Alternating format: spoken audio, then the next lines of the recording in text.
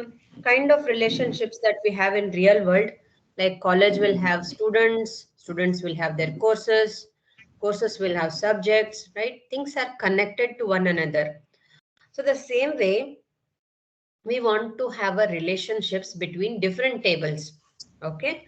So here, if you look at, so persons are there, persons will have some kind of orders, or it could be employee, employee will have some discounts, or publishers, or everything is connected. So tables are not individual tables. So many a times all the tables in a database will be connected to one another. So what are the types of relationships that we can have in databases? We can have 5 types of relationships. One to one. So for example, one person can have one passport, right? So there can be a person table, there can be a passport table. One person can have only one passport. So that is what is one to one relationship.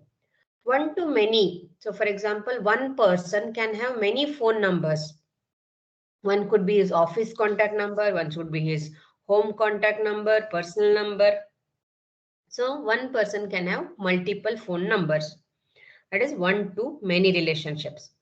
Many to one, this is many to one relationship is called like multiple phone numbers, like office contact, personal contact will belong to one person.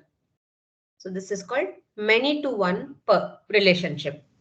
Or there could be Okay. many to many, like many customers will have many orders. So Amazon, if you consider how many people will be ordering and how many items will be ordered, right? There is many Yes. people, many items. So it's called many to many relationship. Then self-referencing. So a self-referencing relationship is nothing but when a column in a table relates to another column in the same table. So, for example, marks of the student are related to average marks of the student. So, those are two tables that are belonging and they have relationship between each other. And it is only one table that is involved in such self-referencing table. So, for example, that staff table contains information about the company employees and their managers. However, manager themselves belong to the staff table. So there is a staff table. Staff table will have ID and the data type. Manager is also a staff and also he will also be part of the employee table also. So that is called as Okay. self-referencing. It refers to itself. Or a manager will have multiple phone numbers. Or manager will have multiple email ID.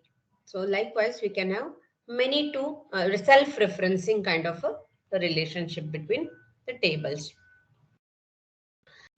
Yeah, these are the different relationships.